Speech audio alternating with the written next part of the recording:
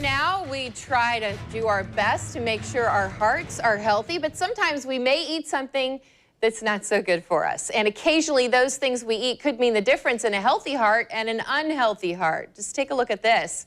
On the left, you see a healthy heart, and on the right, not so healthy. The heart on the left has visceral fat.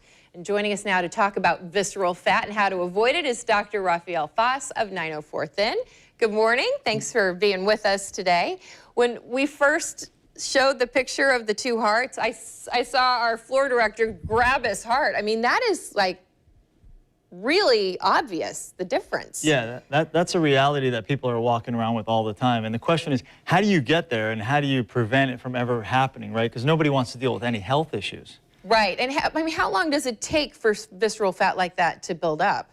Well, it's different for everybody. It depends on your activities. So the way that happens is by what you eat, right? What you put in your mouth. So if you're eating healthy things, that's going to process through your liver. Your liver is the filter of your body, right? If you're eating unhealthy things, guess what happens? Your liver is dealing with processing that. And then when you're eating unhealthy things, what happens? The liver then releases these chemicals, and you start to build fat around the liver, around the heart, around all of the organs. And I actually brought a model here to show you guys what, this right here is the healthy type of organs. Can you see these? Basically, the peaches are the organs, right? It's like a jello mold. And you're supposed to have a little bit of fat around these, and that's healthy.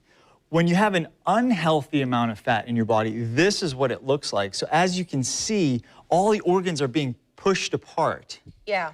And that's what's going on in your body. And what happens, and that's what the unhealthy heart that you had on the right looks like.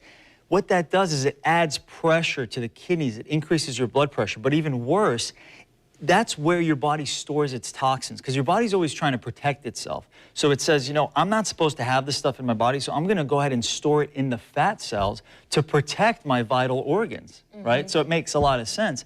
But what happens, that nasty visceral fat is probably the worst thing for your health, because it releases chemicals that cause a lot of health problems, that cause challenges with your sleep, that increase your inflammation and pain, that affect your energy. It doesn't look good either. Well, this boils down to, this whole movement of trying to eat whole foods, to try to stay away from the processed foods. Because I'll tell you, I don't know that I've ever had one bowl of cereal. Because, when you start eating that processed food, then you start craving it, and then you eat more and more of it, and then the healthy food doesn't taste quite as good anymore. Isn't that interesting that you just brought that up? So the chemicals that are released from this visceral fat actually affect your cravings, right? So when you eat bad foods, guess what?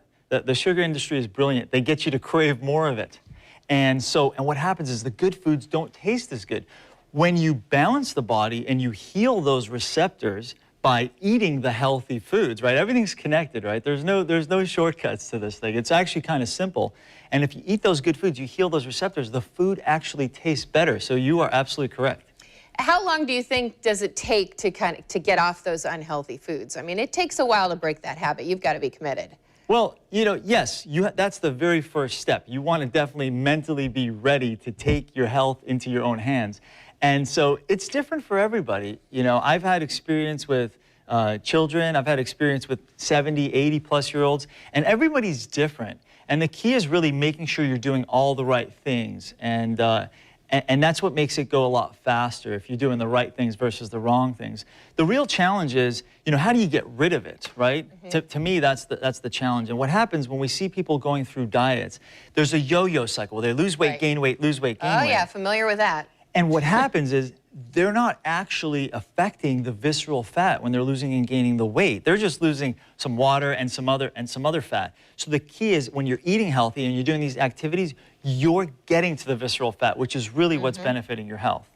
Some good information, and we'll talk more about how wine affects it later. How much does this weigh? 5 pounds. 5 pounds. It's disgusting, isn't it? We're going to post this interview later this morning on the morning show page of newsforjax.com so that you can share it with your friends and your loved ones. Dr. Foss, thanks so much for joining us.